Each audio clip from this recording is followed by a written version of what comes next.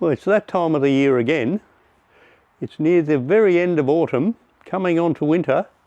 So we need to feed everything to get them through the winter. So come spring, they're all just going to jump out of the ground and make everybody happy. So this is the rooster booster. This is that pelletized chicken manure that I like to use. And we just spread that all over the place into the bed. You don't have to worry about overfeeding them with this stuff. Just give everything a good handful. So give everything a good feed.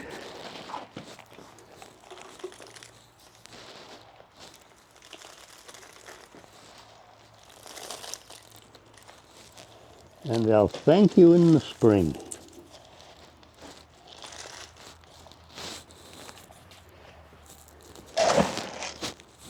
Now don't be shy with this stuff. You can't hurt them.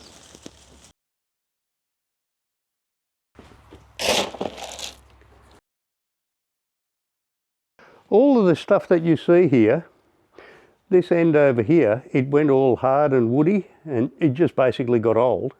But because we left it for quite a while, the stuff started self-seeding. So look at it, all this brand new fresh growth coming up on its own. So come spring, that's just going to go nuts and it'll basically end up like this lot. Plenty of colour, nice and healthy.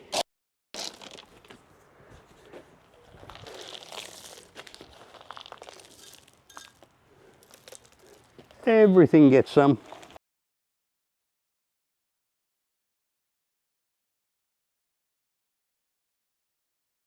As it turns out, the rocks were for free, and that always helps. Because it's such an unusual, odd shape, trying to construct something, whether it be wood or otherwise, in there, made it a bit of a challenge.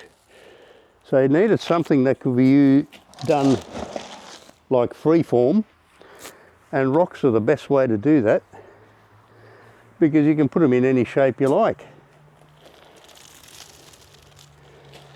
So you can make it terraced, as you can see I've done a little bit.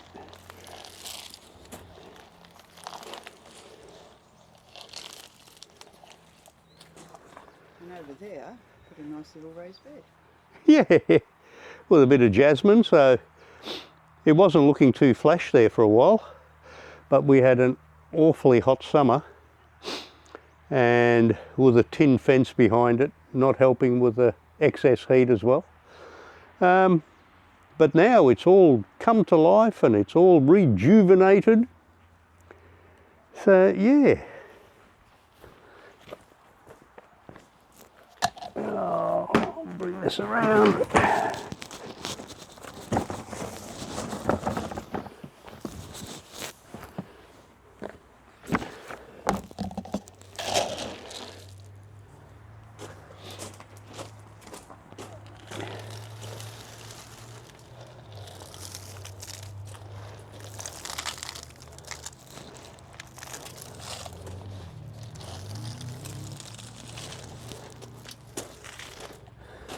Basically you do this 4 times a year and your garden will thank you. Once every change of season.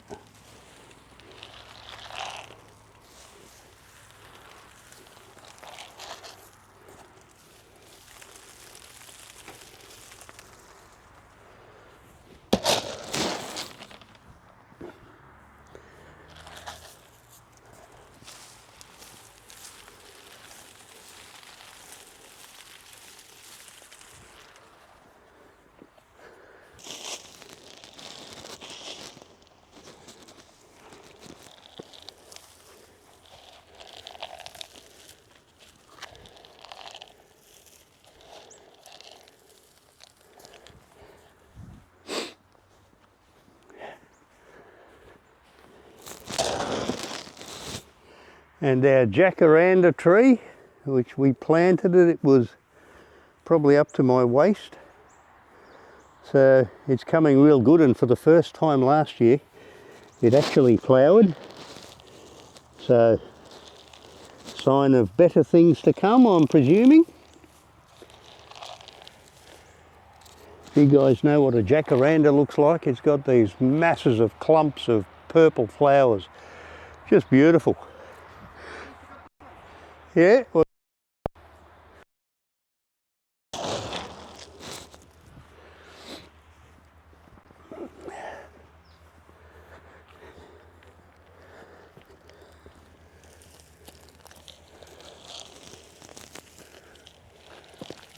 We've tried all sorts of plants in here, and the daisies aren't the only ones that seem to like it.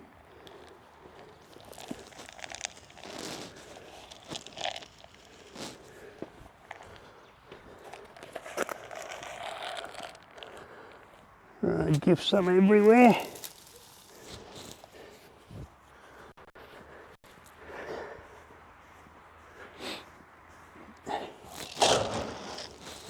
And our latest one. Oh, I forgot about that. Came home one day and it miraculously appeared. Wasn't that kind of the council? Yes. Yes, to build a whole wooden frame and everything. Well, they're obviously conscientious. Anyway, this is a London plane tree, and it'll grow anywhere from 30 to 40 metres tall. So that'll be a big one. We planted it, again it was about this tall. Oh no, maybe this tall. It was only a couple of months ago, and as soon as we took it out of the pot and put it in, done all the right things, it went into shock and all the leaves started turning like this. But now, all new shoots everywhere. But of course they're going to lose all their leaves now coming up to winter anyway. But I want to give them a good head start for the spring.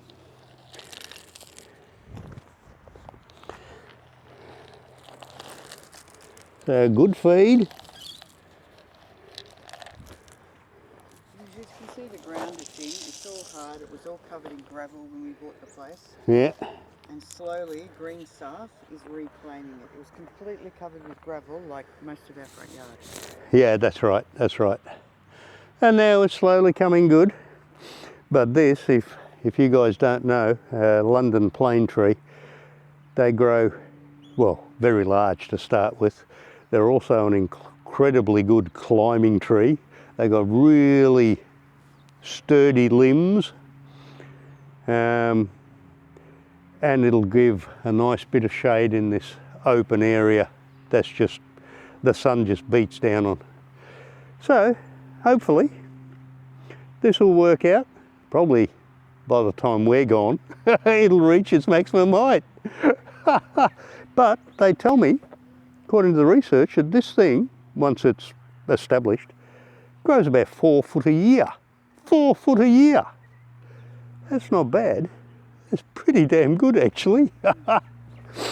So we'll see how that goes. But you see the birds have been busy digging in here trying to find worms and stuff. Yeah, that's on the same in the backyard in the Fiji. Yeah, but I haven't watered this in weeks, and if you stick your hand down here, look, and worms everywhere. That's what their birds are digging for. Don't upset. That's what the birds are digging for.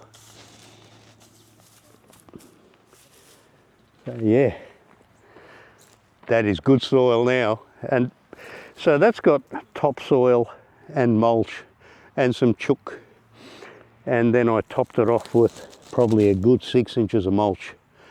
And under there, it's just moist as anything. It's brilliant, hence the worms. You can see what it was like before. That's literally what it was put on into. Yeah. We got a little digger machine and dug a big hole, yeah? That's pretty much it. Got an excavator in here, dug a dirty great hole, and Thank you, Alan. yeah, and also put this ag pipe down, right down the bottom, which is perforated, perforated ag pipe and then put a sock over the top so the dirt wouldn't get into the pipe. But that means that you just stick the hose in here and it'll hose down right down at the very bottom of the hole, encouraging the roots to go for the water. I mean, yeah, you can still water over the top and that's great, but to encourage the tree to grow hardy and all that, it needs to develop really strong roots underneath. So hence, that's fairly important every time you plant a tree, is to put something like ag pipe down the bottom to water down the bottom of the roots rather than from the top. Yeah, otherwise the roots may not get the water. Exactly. From rain or whatever, it may not soak through. Yep. Especially when you've got dirt like this around. Yep. So anyway, but look at the greenery around us. You can tell it's back to autumn. Have a look how green everything is. It was all parched a couple of months ago. And usually that little birdhouse has lorikeets in it, but they didn't like the noise we were making with the bin. They usually hang around when we're in the garden, but the bin they don't like. Yeah. These are wild birds that come, oh, well, we encourage to come with our bird feeder and the grain blocks, and they come out of the big tree up over there, which is normally where they hang out. And as soon as they see us out in the garden, they reckon, oh, it's feeding time, and they come down and, yeah, they love it. We got neighbours that walk past us saying, are they your pets? Oh, it's gorgeous. Alrighty, well, that's me. That's another 3-month feed for the garden. I'm going to be doing exactly the same around the back, but you haven't seen the front, so here it is. If you like what you're seeing, give us a like and a subscribe, and we'll catch you on the next one. See ya.